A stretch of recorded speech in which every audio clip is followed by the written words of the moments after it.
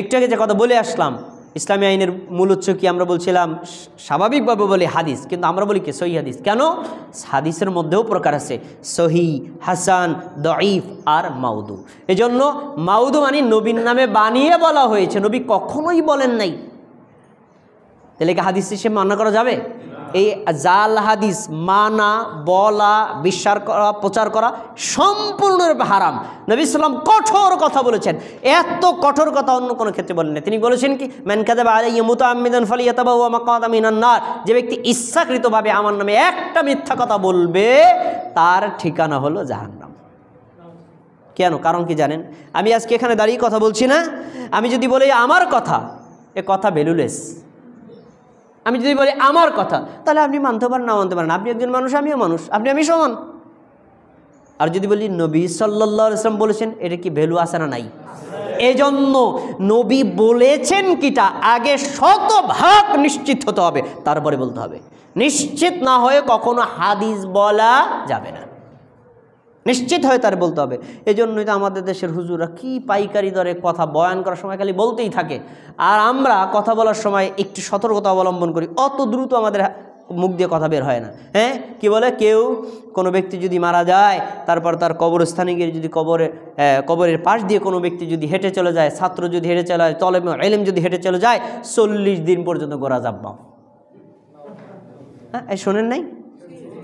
কিন্তু আপনি যখন বলেছেন তখন তো বলেছেন হাদিস, নবী সাল্লাল্লাহু আলাইহি ওয়াসাল্লাম বলেছেন। আমাদের একজন বড় আলেম বলেছেন, এই হাদিস যে হুজুর বলেছে, এলাকার লোকের উচিত দড়ি দিয়ে তার গলায় বেঁধে তারপরে তাকে কবরস্থানে বেঁধে রাখা, কারণ উনি যত দিন পর্যন্ত থাকবে কবর আযাব মাফ। উনি তো একজন তলেবে এলেন, অথচ এই হুজুরই আবার হাদিস পড়েছে, নবী সাল্লাল্লাহু আলাইহি ওয়াসাল্লাম কবরের পাশ দিয়ে যাচ্ছেন, আযাব হচ্ছিল, তখন তাকে জানানো হলো তিনি কবরে 2টা ডাল গেড়ে দিয়েছিলেন। তো নবী পাশ দিয়ে হেঁটে গেছেন, তিনি কি তলেবুল এলেন ছিলেন না? যদি পাশ দিয়ে হেঁটে গেলে কবরে আযাব মাফ হয়, তাহলে নবী সাল্লাল্লাহু আলাইহি ওয়াসাল্লাম আবার ওই খেজুর ডাল পুতলেন কেন? এভাবে জাল হাদিস সমাজের মধ্যে প্রচার আছে। জাল হাদিস মান্য করা, প্রচার করা সম্পূর্ণরূপে হারাম। এবার আসুন জয়ীফ হাদিস। জয়ীফ কি? আমি উসুলে হাদিস বলবে, আপনারা ভাষা বুঝবেন না, আমি সহজে বলি। নবী সাল্লাল্লাহু আলাইহি ওয়াসাল্লামের কথাটা যদি নিশ্চিত তার কথাই হয়, তাহলে এটা সহিহ হাদিস। আর যদি কথাটা তার কিনা এটা সন্দেহ হয়, শব্দটা কি তিনি বলেছেন না সাহাবী বলেছেন, শব্দটা কি একটু ভুল হলো না 2টা বাড়াই বলা হলো না কমিয়ে বলা হলো, যে যিনি হাদিস বর্ণনা করেছেন তিনি কি হাদিসটা মুখস্থ রাখতে পারছেন, অনিশ্চিত, এই অনিশ্চিত হাদিসটাকে বলা হয় কি? জয়ীফ হাদিস। আর ইসলামী শরীয়ত অনিশ্চিত বিষয়ের উপর আমল করতে কখনোই বলে না। প্রশ্ন হলো, জয়ীফ হাদিস মানব, ঠিক আছে, সহিহ হাদিসের কি অভাব আছে? বুখারীতে আছে ৭,৫০০ হাদিস, পড়েন আর আমল করেন। বুখারী আমল করে আমার বললেন, ভাই আমার আমল শেষ, এবার অন্য একটা হাদিস দেন, জীবন শেষ হয়ে যাবে। সহিহ হাদিস আমল করে শেষ করতে পারবেন না, তো জয়ীফ হাদিস আপনার দরকারটা কি? সহিহ হাদিস মানতে মানতে আপনার জীবন শেষ, জয়ীফ হাদিসে তারা কাছে যাইতে পারবেন না। এরপরে হুজুর কা জয়ীফ হাদিস মানা যায়, মানবেন ভালো কথা, সহিহ হাদিস মাইনে আমল করে দেখান। এজন্যই তো আমাদের দেশের একজন বড় আলেম বলেছিলেন, যারা বলেছেন গর্বের সাথে বলে, আমি 40 বছর পর্যন্ত বুখারী পড়াই, আমি শাইখুল হাদিস। যিনি 40 বছর পর্যন্ত বুখারী পড়াইলেন, তিনি জীবনে 2 রাকাত নামাজ বুখারী অনুযায়ী পড়ে দেখেন নাই। শুধু হাদিস পড়লে হবে না, আমল করা লাগবে। গর্বের সাথে বলেন, আমি শাইখুল হাদিস, আমি বুখারী পড়াই, জীবন শেষ হয়ে গেল, জীবনে বুখারী অনুযায়ী 2 রাকাত সালাত আদায় করে দেখলেন না, তাহলে এই গৌরবের কি মূল্য আছে? এজন্য আমাদেরকে কি মানতে হবে? সহিহ হাদিস। কি হাদিস বলেন? সহিহ হাদিস। প্রিয় ভাইয়ের আর অনেক কথাই তো রয়ে গেল, যাই হোক আপনাদের আলোচনা আর দীর্ঘ করবো না, এরপরে একটু সংক্ষেপে 2-3টা কথা বলে নিই। ইসলাম জ্ঞান অর্জনের ধর্ম, অন্যের উপর নির্ভর করে ইসলাম পালন করা উচিত না।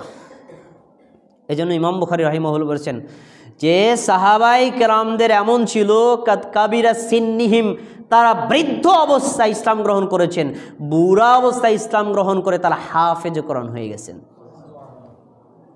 তার মানে সাহাবাই কেরাম বৃদ্ধ বয়সেও ইসলাম সম্পর্কে জেনে বুঝে পালন করতেন, আর আমরা সব হুজুরের কাঁধে দিয়ে দিছি, কিচ্ছু করা লাগে না। ধর্ম সম্পর্কে আমরা কেউ জানতে চাই না, এটা সবচেয়ে বড় ত্রুটি। আমি গত জুমার আগের জমা ইসলামের অর্থ বলছিলাম, দেখেন এর আজকে আরেকটা নতুন অর্থ বলে দিই। ইসলামের 4টি অর্থ আছে। 1, ইসলাম অর্থ আত্মসমর্পণ করা। 2, ইসলাম অর্থ আনুগত্য করা। 3, ইসলাম অর্থ হলো মেনে চলা। 4 নম্বর, ইসলাম অর্থ জানা। না বুঝে ইসলাম ধর্ম পালন করা যায় না। না বুঝে যদি পালন করতে চায় হিন্দু ধর্ম পালন করেন। ওই ভাইরা আপনি মূর্তি পূজন করেন কেন? বাপ দাদারে করতে দেখছি তাই। আমি এক হিন্দুরে ধরছি, নাপিত চুল কাটে, আমি চুল কাটতেছি আর কথা বলতেছি, ভাই আপনারা যে পূজার সময় এই যে ঢোল ডাগর বাদ্য বাজান কী জন্য? কারণটা কি বলেন? কোথায় আছে আপনাদের ধর্মে? কবে ধর্মে কোথায় নাই, সমাজে চলতেছে তাই। তাহলে হিন্দু ধর্ম পালন করলে জ্ঞান গবেষণা করা লাগে না, আর বৌদ্ধ ধর্ম পালন করবে জ্ঞান গবেষণা করা লাগবে না। ওই ধর্মের গুরুরা যা বলবে তা মানবেন। আবার ইহুদি ধর্ম বলেন, খ্রিস্টান ধর্ম বলেন, পোপ পাত্রীরা যা বলবে তাই মানে চলবেন। আপনি যদি ইসলাম ধর্মকে ওই রকম মনে করেন, হুজুর যা বলে তাই, পীর সাহেব যা বলে তাই, আমাকে বোঝার কোনো দরকার নাই, তাহলে আপনি এখনো ইসলাম ধর্মই পালন করেননি। অন্যের উপর নির্ভর করে ইসলাম ধর্ম পালন করা যাবে না। আপনাকে নিজে পড়াশোনা করতে হবে, নিজে স্টাডি করতে হবে। শোনেন, আমি যদি আপনাকে বলে দিই আল মুসলিম অকল মুসলিম, এক মুসলমান আর এক মুসলমানের ভাই বুখারীর হাদিস, এই আমার কথা শোনা আর নিজের চক্ষু দিয়ে যখন বুখারীর হাদিস পড়বেন আল মুসলিম অকল মুসলিম, এক মুসলমান আর এক মুসলমানের ভাই, আপনি আমার কথাটা একজনকে কপি করে বলবেন যে ওই বক্তাকে বলতে শুনেছি, তিনি বলেছেন এক মুসলিম এক মুসলমান ভাই। আর যদি বলেন আমি নিজে পড়েছি, দুইটার কনফিডেন্স কি এক না আলাদা? আরে ভাই আসমান জমিন ডিস্টেন্স। এজন্য আপনাদেরকে অনুরোধ করে বলছি, ইসলাম ধর্ম জেনে বুঝে পালন করবেন। জাহিলি যুগকে দূর করার জন্য ইসলাম এসেছে। কেন? জাহিলি যুগ ছিল বাপ দাদার পূজার ধর্ম, আর ইসলাম হলো বাপ দাদার পূজার ধর্ম না, জেনে বুঝে পালন করার ধর্ম। এজন্য আল্লাহ তাআলা 6236টি আয়াত আমাদের নবী নাজিল করার সময় ইচ্ছা করলে আয়াতুল কুরসি নাজিল করতে পারতেন আগে। কেন? আয়াতুল কুরসিটা হলো কোরআনের আয়াতের মধ্যে যত আয়াত আছে সবচেয়ে শ্রেষ্ঠ আয়াত, ওইটা আগে নাজিল করছেন। কি নাজিল করছেন? ইকরা, রিড, জ্ঞান অর্জন করো, পড়ো, আগে জানো তারপরে পালন করো। এজন্য যারা হুজুরের উপর নির্ভর করে ধর্ম পালন করেন তাদেরকে বারংবার বলছি, আলুল হাদিসে কথা জোর দিয়ে বলে আপনি নিজে পড়াশোনা করে ধর্ম বুঝেন এবং পালন করেন। এ কথাই সত্য। কোরআন হাদিসের সব কথা আপনি নিজে পড়ে বুঝতে পারবেন না। আপনি যখন খটকায় লেগে যাবেন তখন একজন আলেমের স্বর্ণহন হবে, ভাই এই আয়াতটার অর্থ আমি বুঝলাম না, একটু বুঝাই দেন, হাদিসটা আমি বুঝতে পারলাম না, বুঝাই দেন। হ্যাঁ, এভাবে সহযোগিতাও নেওয়া যাবে। কিন্তু হুজুরের উপর নির্ভর করে যারা অন্ধভাবে ধর্ম পালন করেন তারা ইসলামের প্রকৃত স্বাদ কোনোদিন অনুভব করতে পারবেন না। অনেক কথার সারসংক্ষেপ আপনাদের সামনে পেশ করলাম।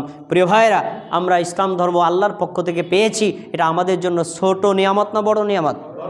এই নিয়ামতকে ধারণ করা, বিশ্বাস করা, বুঝে পালন করা এবং এই ইসলামে মৃত্যুবরণ করাটাই হলো আল্লাহর নির্দেশের জন্য আল্লাহ বলেছেন, ইয়া আইয়ুহাল্লাযীনা আমানুত্তাকুল্লাহ, হে মুমিনগণ তোমরা আল্লাহকে ভয় করো, ওয়ালা তামুতুন্না ইল্লা ওয়া আনতুম মুসলিমুন, সাবধান তোমরা কি মুসলিম না হয়ে মৃত্যুবরণ করবা না। তার মানে ইসলাম নিয়ে আল্লাহ আমাদের কবরে যেতে বলেছেন। আল্লাহ রাব্বুল আলামিন আজকে ইসলাম বোঝার সূত্রবিদ্যা সম্পর্কে যতগুলো বলেছি, আমাকে আপনাদের সবাইকে আমল